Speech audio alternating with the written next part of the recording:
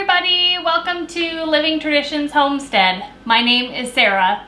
Today I'm trying something new to me in the kitchen that will hopefully help me for years and years to come, especially during my busy canning season.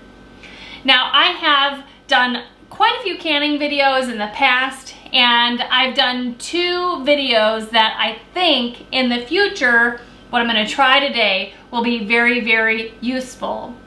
I did a blackberry jam video and I did a cranberry juice concentrate video.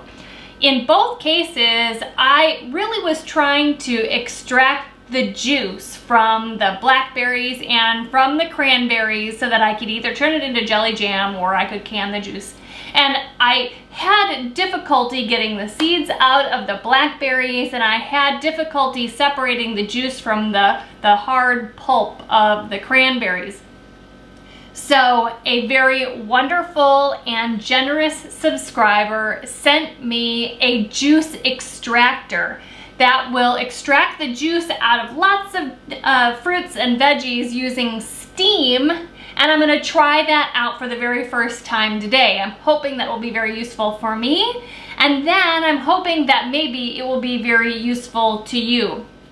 Now, blackberry season is right around the corner for us. In fact, Kevin and I went out yesterday and picked maybe about 2 cups of wild blackberries. I'm really hoping to try this steam juice extractor today so that as we get more and more berries, I can use it to extract the juice and I can make jelly. I love blackberries, but I hate their seeds. And so that's why I'm so excited to use this process. So we don't have to worry about jam that has the seeds in it that like ultimately always get stuck in your teeth. It's just a nuisance. But I don't have enough of those, and I don't want to use my very first time on something that I surely don't want to screw up. So just last week, a friend of mine brought me half a bushel of peaches. I made a bunch of peach jam, and then I froze the remainder so that maybe we could use them in smoothies or maybe some peach ice cream when we start making homemade ice cream. But I thought, you know what, I'm gonna thaw those out and use that in my steam juice extractor for the very first time, and then I can just make, you know, peach jelly. So that's what I'm hoping to do today with you. Not only will we test this out together for the very first time, but then hopefully I'll get enough juice out of here where we can make some quick peach jelly. So let me show you this steam juice extractor. So here is the brand new steam juice extractor. It's stainless steel, it's super shiny. It will probably never be this shiny or clean ever again because I hope to use it a lot. This is the box that it comes from. The brand is called Cookin' Home, and these are available on Amazon. So after the video, if you're interested in learning more, or if you think maybe this is something that you would like to try out, we'll put a link to that in our Amazon store, okay? So let me just really quickly explain a little bit what each of these compartments are for and what they do. And then when we start filling everything up, then I'll kind of go a little bit more in depth. Okay, so there are 3 separate bowls here, pans basically. The bottom one you fill with water. The middle one collects the juice, and then the juice will come out this tube into your jar or wherever you want to put your juice. And the fruit goes up in here, and obviously there is a lid. Okay, so this has holes in it like a pasta strainer, and this is what lets the juice out. The juice, like I said, collects in here. There is a hole in there. It kind of looks like a cake pan, but the hole is what lets the steam up inside there from below, okay? And then this pan on the bottom for the water just is a plain pan, and they all fit together super nicely, and that's the way it's going to work. You can fill this top pan up with fruit all the way up to the top. Today I barely have anything to put in there. I feel kind of bad about that. But if you have a ton of fruit, I mean, you can really pack it in here and get that going. So that's what it looks like in general, and now we're going to get it onto the stove, put our frozen thawing peaches in there, and get it working, see how it works. Okay, I filled up the bottom pan with water. Now if you're doing a lot of this, you're gonna want to make sure that this never goes dry. It's important for there to always be water in here. Like I said before, I'm not really making a whole lot, so I don't have to worry about this going dry. And then we're going to set these on top of here. I'm gonna take the lid off, because this is where the fruit is gonna go. Now I have, you know, the peaches that were in the freezer. Let me also tell you that if you find a smoking deal on frozen fruit at the grocery store and you want to do this to collect and can the juice or to make jelly, this is a perfect thing to do. You know, just thaw them out, or you could probably just put them in here frozen and they'll thaw out. So I'm gonna dump these in here.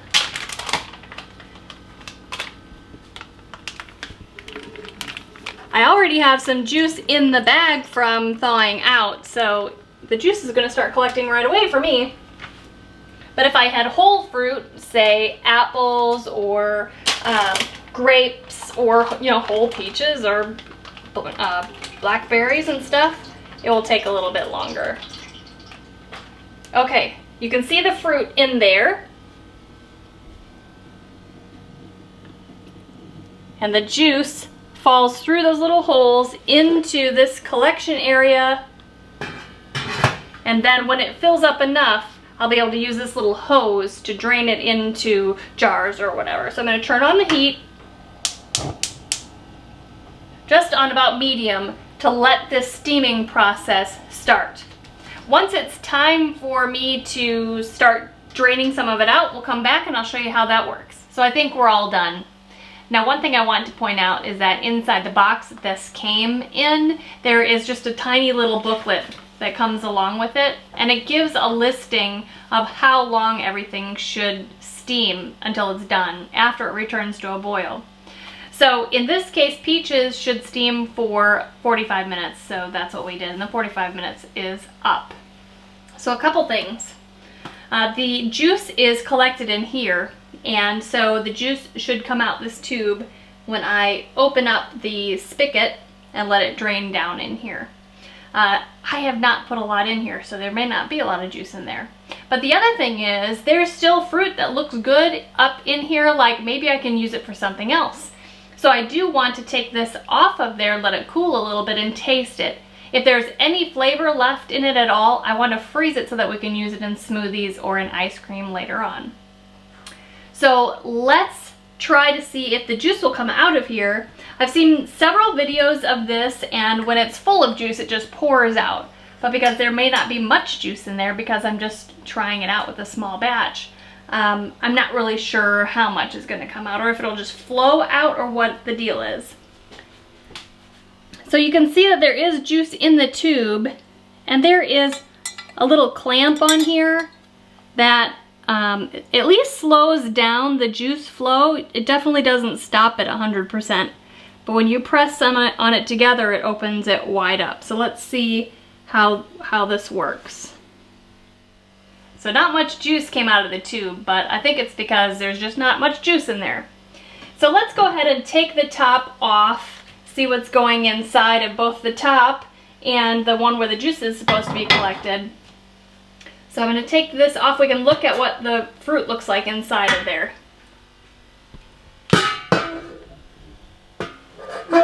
So it does definitely look, you know, definitely cooked.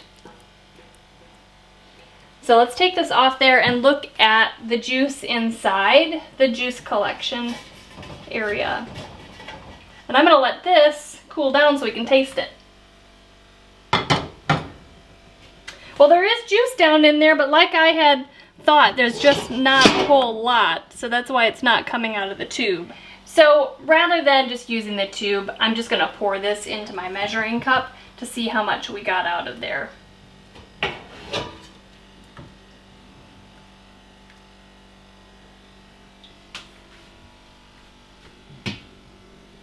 That's actually more than I thought it would be.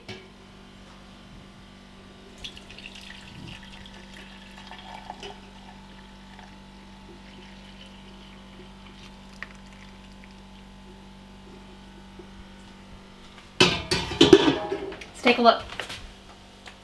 Actually, it's exactly 4 cups. I was worried that I wouldn't get enough juice to make jelly. And I have a couple different jelly recipes. One uses 3 cups, but the one I really want to use, which is the low sugar pectin version, uses 4.5 cups. So I have 4 cups of juice. I can just add half a cup of water, just dilute it a tiny little bit in order to use a low sugar pectin. So that's exciting. Put that on there. We can get ready to make jelly. Well, I want to taste the peach juice to see how flavorful it is. It's going to be hot. Oh, it's really good. And I've already added the extra half cup of water that I need in order to make the jelly. But let's quick taste what's left of the fruit and see if it's good enough to freeze to put in smoothies or ice cream.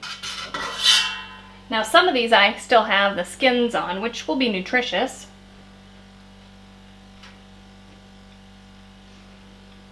Surprisingly, they still have a lot of flavor. So I'm going to save these in the freezer so that we can use them in smoothies or ice cream. Okay, so let's get started on making our jelly. Today I'm going to be doing a lower sugar jelly rather than the full sugar jellies that you would find in a canning book and in my most favorite canning book as well. But we like the tartness of a jam or jelly that doesn't have quite as much sugar, and it's, you know, better for you with less sugar. So I'm going to be using this Sure Gel Pectin. It's a powdered pectin for low sugar or no sugar recipes. And inside of here is a leaflet that shows you how much juice or fruit and how much sugar to use with this recipe, okay? Because it will be different, obviously, from in one of your canning books. I have a playlist of canning videos and some pretty in-depth instructions about how to can, water bath can, and those kinds of things, along with a really in-depth jelly video using juice for grape jelly. And that goes through these steps very slowly, and I explain every single step. So I may forget to say some of those things in today's video, and if you're interested and you're just starting, please check those out. I do have a playlist of all my canning videos. So the first thing that we're going to do is we're just going to pour the juice into a big pot and get that ready and set it aside. So in this case, it's 4.5 cups of the peach juice that we just extracted. I'm going to set that aside. And now we need to get the sugar ready. This recipe calls for 3 cups of sugar. I have other recipes for more traditional jelly recipes that call for 5 cups of sugar, and one calls for over 7 cups of sugar. So even though this still has 3 cups, it's a lot less than the traditional jelly recipes. So we're going to go ahead and put that in one bowl right now so that things don't get confusing at the time that we need to add it.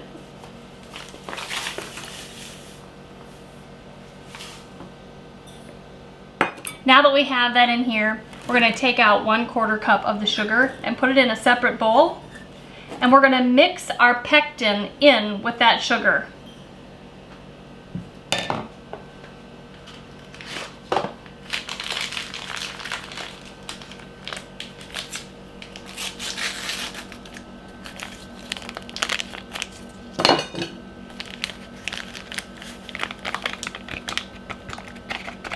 And we're going to stir that around.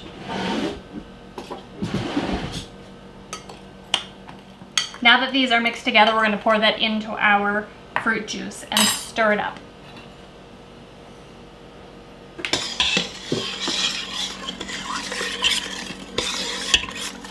Now that it is dissolved, we're going to get this onto the stove top and start bringing it to a boil.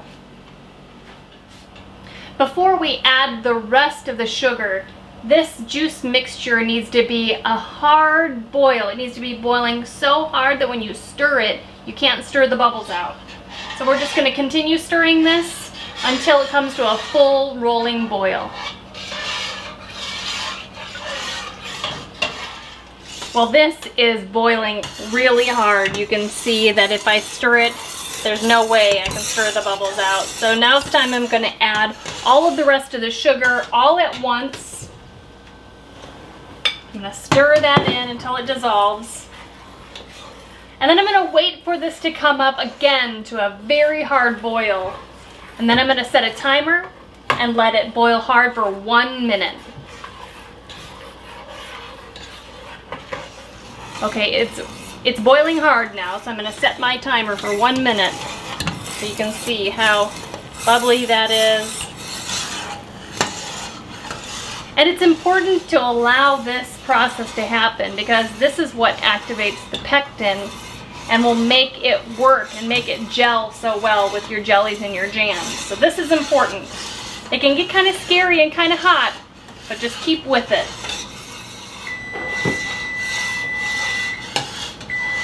Okay, it's done. We're going to turn off the heat. We're going to bring it over to the counter so we can start filling our jars. So I try really hard to have everything all set up so when my jellies or jams are ready, I can get canning right away.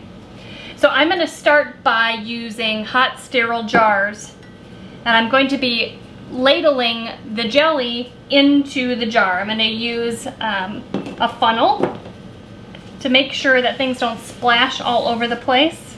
And I'm just going to ladle this in until it is 1/4 of an inch from the top of the jar. Now I have a little bit of foam on the top of mine, and you could skim that off if you want to.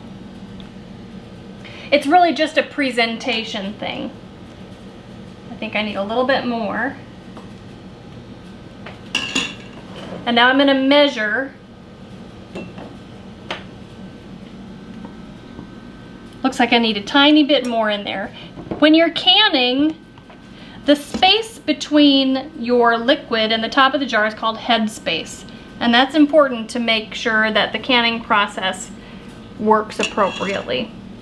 So you can find these head space tools at Walmart or within the sets that you can get. I think that's good enough. And I'm just gonna wipe off the rim. Ooh, carefully because that is hot. I'm gonna put on a lid. Now the rules have changed with lids, so make sure you check into that. You don't need to sterilize them anymore, and they don't need to be hot anymore. Put your ring on, finger tight, and then carry this right away into your pot of hot water.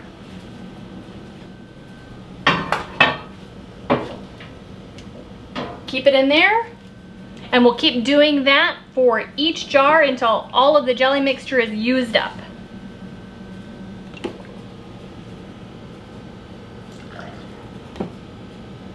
Again, fill the jar to 1/4 of an inch from the top.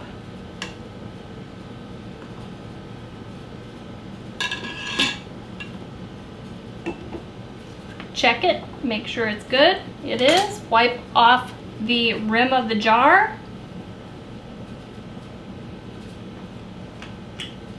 Put on a lid and a ring.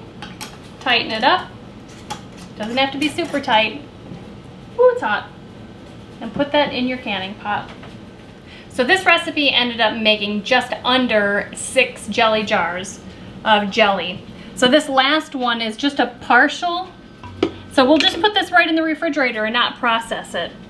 I'm not going to use a brand new lid for this because I have older ones and I don't need a brand new one. So I'm just going to use one I've already used and washed since I'm not going to be canning it. I think I can tell it's not tomato sauce in there. I'm sure the kids will too. So this will just go in the fridge. Now that we have all 5 of our jellies in the canning pot, we need to start processing it. The canning pot needs enough water so that there's at least 1 or 2 inches of water above the tops of the jars. A lot of people use either a towel on the bottom of their canning pot or a rack to keep them from kind of jostling around. I'll be honest that I've never used one of those. I didn't even find out about those until just about a year ago. and I've never had any problems. But if it's more comfortable for you to use a towel on the bottom or one of those racks, go ahead and do that. So I put the top on, and I'm gonna turn on the heat to high. I'm gonna let this come up to a boil. Once it starts boiling, I'm gonna set my timer. Jellies need to process for 5 minutes, but in our case, because of our altitude, I need to add 5 more minutes. So I will be processing ours for 10 minutes. When the timer goes off, I will turn off the heat and take off the lid and wait 5 more minutes before I take them out. So we'll come back at that point. In the meantime, while the jelly is processing, I'm gonna put our leftover peaches into an ice cube tray so that we can just pull a couple cubes out to make, you know, a shake or a smoothie or something like that. I just thought that would be fun.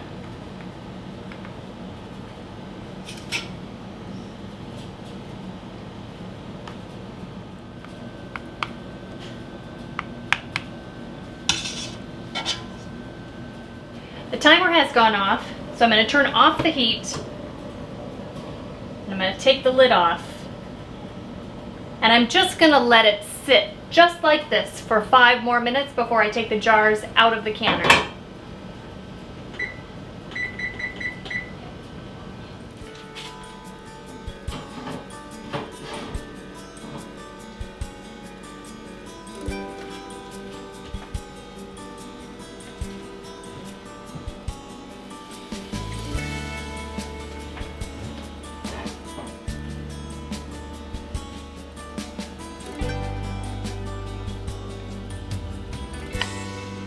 Well, they're all finished and they look beautiful.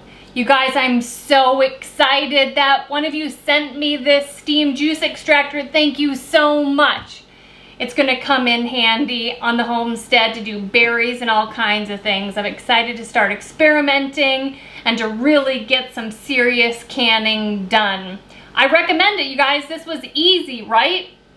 This is just the beginning. This was just my test. Next time I'll be able to fill that top with a ton of fruit so that just a lot of the juice comes out.